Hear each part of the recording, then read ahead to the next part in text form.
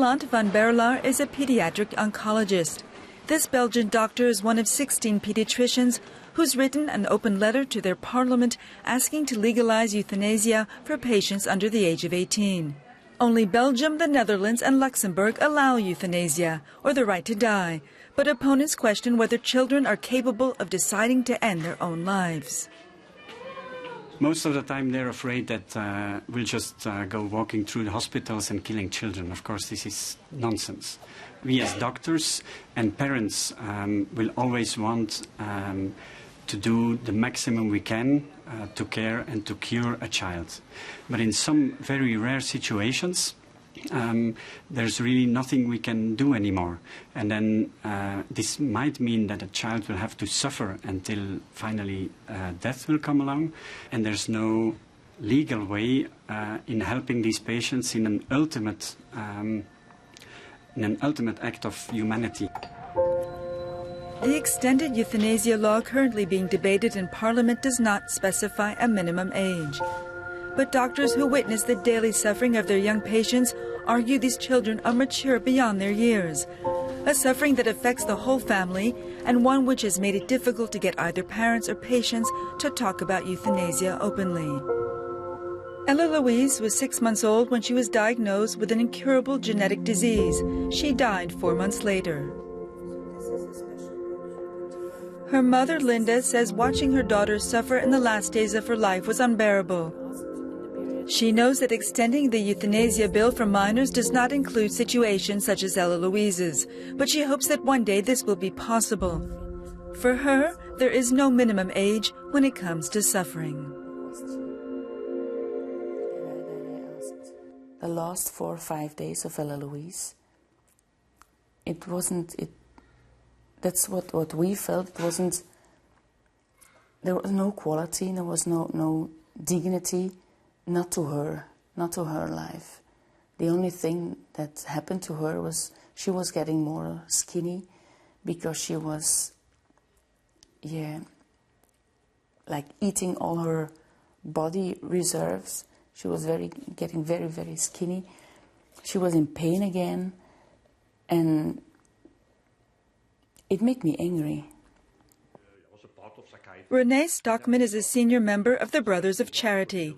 Among other missions, this religious order runs hospices in several countries which provide palliative care. While he says he understands that suffering can be unbearable, for him it's more about finding a sense in life than stopping it. We see people are coming in with that clear request, stop my life. I cannot survive anymore in that situation. They choose, nevertheless, for palliative care, and after a few days, we see that the question to die is not posed anymore, because they receive again, I can say, sense in their life. It is all about sense in life. Giving a sense or purpose to life when the suffering has become too much. For supporters of euthanasia, the purpose is to be able to decide to end one's life in a dignified and humanitarian way, and doing it safely and legally. But the current debate on euthanasia for minors has also ignited an older one. How does the medical profession decide when the suffering is too much? And there have been controversial cases, such as last year, identical twins were euthanized when already deaf they were going blind. They were not terminally ill. Wim Dustelmans is the doctor who approved the twins' euthanasia. He says that while 80% of euthanasia cases are people with cancer or incurable diseases, there are cases like the twins when the psychological suffering is just as bad. They were deaf and going blind. This was their limit. It was everything to do with perspectives. Only the patient can decide. They said, we don't want to continue living being totally dependent on others and a burden. And that was going to happen the moment they went blind.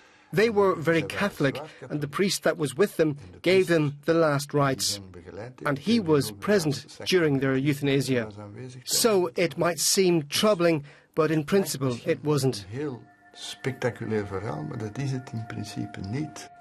Despite some controversial cases, no doctor has ever been charged with malpractice. But for this man, there's a question of ethics.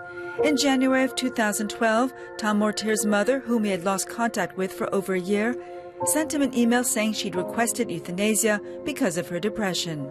Never thinking it would be approved, he didn't get in touch with her, but the doctor said her suffering was unbearable and approved her request. She had irreversible periods of depression, but she also had good periods.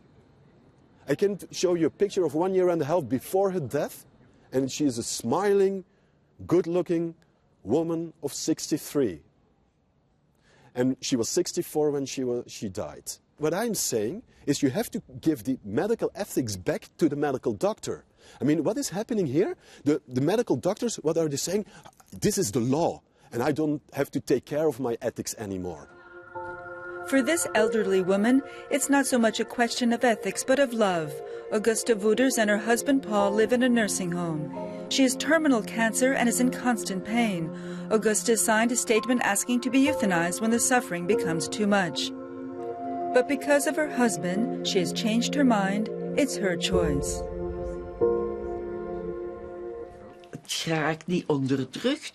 The pain's not going away. And I ask myself, how long will this go on for? I don't know. My doctor has said, just tell us when, and it will be arranged, the euthanasia. But I look at Paul and I think, he's so helpless now. He really needs me. And I think, I can't do this.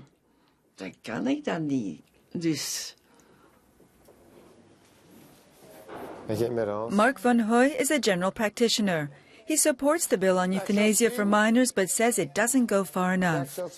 For him, patients in early stages of dementia and Alzheimer's should also have the right to euthanasia, to sign a statement that they would like to die when the latter stages of the disease set in. He defends his medical ethics. He's not playing God, but just fulfilling the wishes of his patients.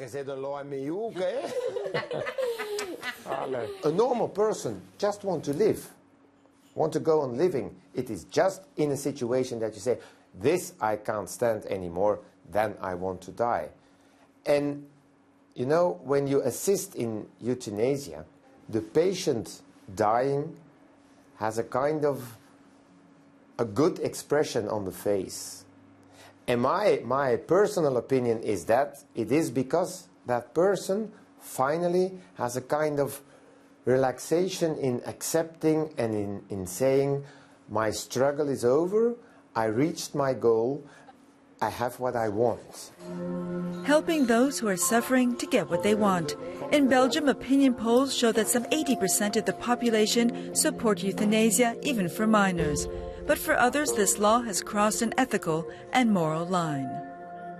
At the one hand, I see that there is a majority that became more tolerant against euthanasia as such, as a principle, but now, at the same time, I think also more people are asking themselves, how far can we go? How far Belgium is willing to go is a debate that will continue not only here but beyond its borders, where many countries are watching it closely.